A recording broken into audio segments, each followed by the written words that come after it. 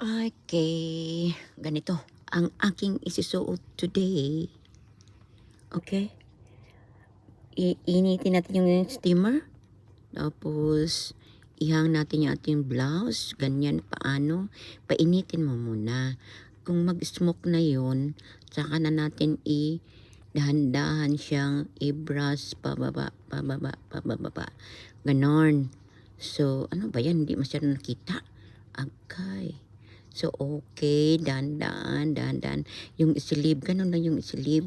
Pwede mong pwede mong hawakan yun sa ano mo para ma-precious. Pero dahil akin lang yun, so mumantay la.